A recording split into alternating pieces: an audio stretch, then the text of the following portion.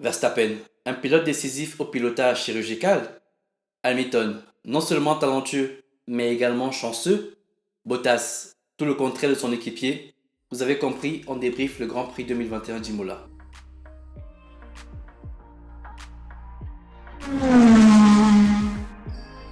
Le Grand Prix d'Imola, pour sa deuxième édition consécutive depuis 15 ans, aura été un théâtre de surprises et de rebondissements. Une piste détrempée pendant pratiquement les 30 premiers tours de course. Elle aura surpris de nombreux pilotes, y compris les plus talentueux. Néanmoins, certains pilotes se sont fait remarquer, non pas par leur prouesse athlétique voire acrobatique, comme M. R. Leclerc pendant son tour de qualification, mais par leur talent de pilotage. C'est parti pour le débrief du Grand Prix d'Imola.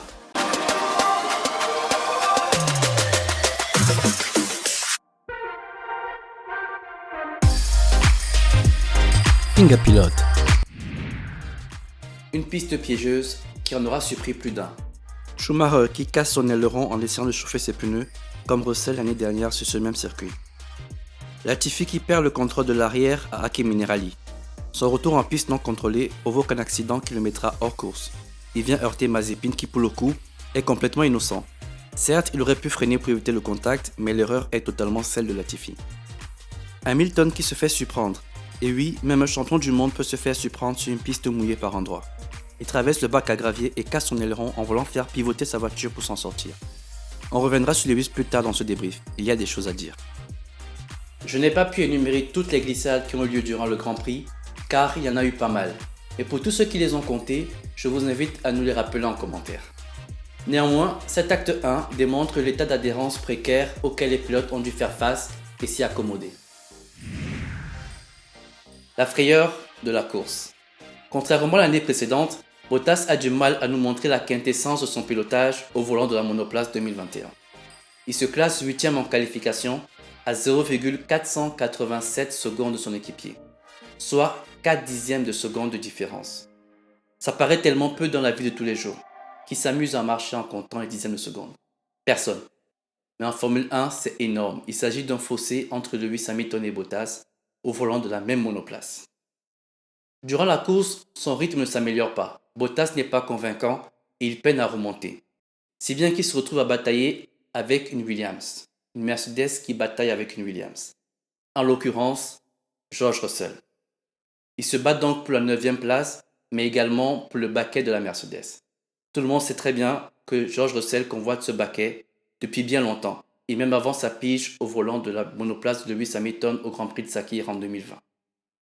Cependant, cette bataille pour la 9e place se sanctionnera de la plus mauvaise des manières. Un accident. Un accident effroyable à 295 km/h. Russell qui se plante et dans son élan amène Bottas avec lui. C'est incroyable. C'est effroyable à l'écran. C'était vraiment... Ça faisait peur à l'écran. Cependant, la question qui taraude tout le monde, qui a réellement tort dans cette histoire? Sachant avant tout que les commissaires ont jugé qu'aucun des deux pilotes n'avait tort. Il s'agissait tout simplement d'un incident de course. Regardons cela en détail. D'après la vue de Russell, on remarque un léger décalage de Bottas qui ne tient pas complètement sa gauche. Russell avec le DRS est une fusée lancée. Le différentiel de vitesse est impressionnant entre les deux. Il réagit forcément au décalage de Bottas et manque de bol, il met sa roue dans l'herbe mouillée avec un manque d'appui à l'arrière compte tenu du DRS et ça finit en catastrophe. On peut voir sur la caméra embarquée de Kimi que Bottas au début de la manœuvre était bien à gauche et quelques mètres plus tard il se retrouve un peu plus à droite, préparant sûrement le prochain virage à gauche. De mon point de vue, certes Bottas se décale pour défendre sa position, mais il laisse suffisamment de place pour qu'une monoplace puisse s'insérer. George Russell n'a malheureusement pas de chance car la piste est humide et il se décale un peu trop fort pour éviter le contact avec Bottas. C'est malheureux, mais il est difficile de jeter la pierre sur Bottas qui défend sa position. Malgré toute la compassion que l'on a pour George Russell, qu'on aimerait voir dépasser une Mercedes au volant de la Williams, même si la situation est malheureusement peu probable. À chaud, j'ai également jeté la pierre sur Bottas parce que je me suis dit, il n'a rien à faire là, il se bat pour la 9e position. On l'attend devant pour lutter avec les Red Bull. Mais après réflexion, je pense que c'est la faute à pas de chance. Bottas défend sa position, il ne fait pas de mouvement brusque au niveau de son volant, il profite du coude de la ligne droite pour se laisser légèrement décaler sur la droite, mais il ne ferme pas complètement la trajectoire. Je tiens à rappeler quand même que les deux pilotes ne sont pas réputés pour être vicieux sur la piste, c'est juste dommage pour eux. Néanmoins, ce drapeau rouge qu'ils auront déclenché profite à un seul pilote, Sir Lewis Hamilton, qui est rentré quelques secondes auparavant dans le mur en essayant de dépasser George Russell. George Russell, un kamikaze envoyé pour détruire Mercedes. Mais parlons un peu de la cause de Lewis Hamilton. Lewis Hamilton, une deuxième place chanceuse. Il faut avouer quand même que ce départ sous la pluie nous a privés d'un départ allaitant. On aurait pu voir partir Hamilton en médium, Verstappen en médium et Perez en soft. L'arrivée au premier virage aurait été tendue, avec un avantage théorique qu'on aurait attribué à Sergio Perez car il aurait eu une meilleure motricité avec ses softs. Néanmoins, la pluie aura amené son piquant dans la course, et même pour Lewis Hamilton, qui est réputé pour être l'un des meilleurs pilotes sous la pluie si ce n'est le meilleur actuellement sous la grille. L'arrivée au premier virage a donc été tendue pour lui, Verstappen qui l'a complètement ignoré au premier virage. Lewis Hamilton s'est retrouvé en train d'escalader les vibreurs, si bien qu'il a cassé son aileron avant, si ce n'est une petite partie de son aileron avant.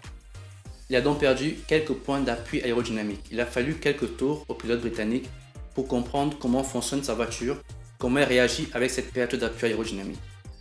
Après 5 secondes d'écart donné par Max Verstappen, Lewis Hamilton a enfin compris comment dompter sa monoplace. Il a enchaîné des tours chrono, si bien qu'il a fini par rouler au même dixième que Max Verstappen avec une voiture endommagée. Si ce n'est incroyable quand même. Néanmoins, ses efforts se trouvent anéantis lorsque Lewis Hamilton essaie de doubler Russell, qui est un pilote retardataire.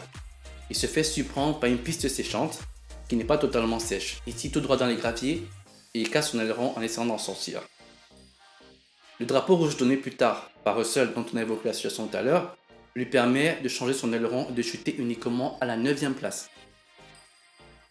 Une fois que le départ est donc donné, Lewis Hamilton est un pilote fougueux. Il est en rage et il se déplace tellement vite sur la piste. Il se déjoue rapidement de tous les pilotes qui le séparent de Max Verstappen, si bien qu'il se hisse à la 2e position. Il faut quand même avouer que le fait que Sergio Perez, qui était 4e lors de la relance après le drapeau rouge, se sorte de lui-même parce qu'il a fait une erreur sous la pluie, a arrangé les affaires de Lewis Hamilton. S'il avait rencontré Sergio Perez, ça aurait été un peu plus compliqué de se hisser à la 2e place. La 2e place aurait été pratiquement utopique. Néanmoins, Lando Norris lui a donné du fil à retordre. Ça n'a pas été facile de doubler Lando Norris, ce qui nous conduit à l'acte suivant. Lando Norris, un numéro 1 affirmé. Lando Norris a donc signé ce week-end son 2e podium en Formule 1 du haut de ses 21 ans. Jeune pilote au talent incontestable, il fait des progrès fulgurants chaque année. Il a fait d'énormes progrès aux côtés de Carlos Sainz ces 2 dernières années et cette fois-ci il s'affirme de façon notoire devant Daniel Ricciardo qui a encore besoin de prendre ses marques avec la McLaren. En qualification, Lando Norris a signé en Q3 le 2e temps qui s'est vu effacé quelques minutes plus tard pour cause de non-respect de la piste. Lando Norris avait un pilotage incroyable. J'ai regardé son tour embarqué et je peux vous inviter à le regarder. C'est un pilote très talentueux, il est très doux avec l'accélérateur. C'est fou de voir un jeune pilote avec autant de talent. Durant la course, Lando Norris a évolué pendant plusieurs tours derrière Daniel Ricciardo et ensuite il a dit à la radio que son équipier le ralentissait et qu'il aimerait qu'on intervertisse les positions pour qu'il puisse confirmer ses tirs. Plainte entendue et ordre rapidement donné à Daniel Ricciardo. Une fois que Lando Norris a pris l'avantage, il a creusé un écart considérable avec son équipier. Lando Norris apparaît donc être au top de sa forme durant cette compétition. Il a donné du fil à retordre à Hamilton.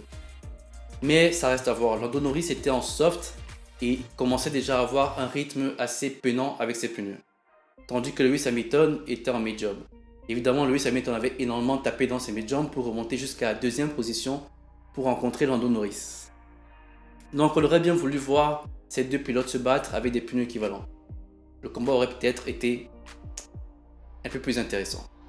Je tiens également à rappeler que Lando Norris est un pilote de simulateur. Il joue beaucoup aux jeux de simulation, tout comme son camarade Max Verstappen qui a à peine 2 ans de plus que lui. Et tous les deux sont à un niveau incroyable aujourd'hui.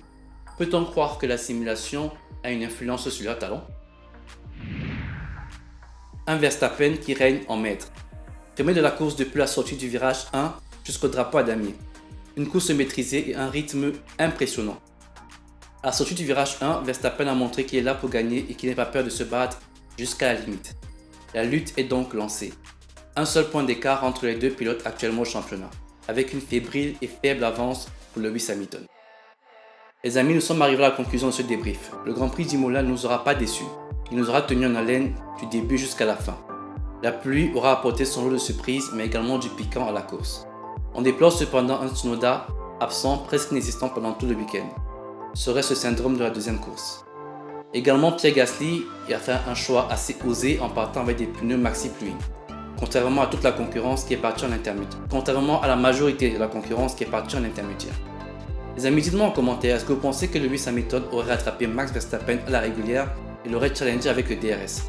S'il n'avait pas eu cette erreur et également le drapeau rouge.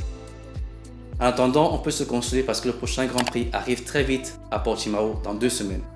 C'est un Grand Prix qui, je pense, ne décevra pas également. On se rappelle l'année dernière le tour de qualification où les pilotes flirtaient avec le bac à gravier. En tout cas, moi j'ai hâte. Si vous avez hâte également les amis, n'hésitez pas à vous abonner. Je vous dis à très vite au prochain Grand Prix à Portimao. C'était Finger Pilot, à très bientôt. Ciao.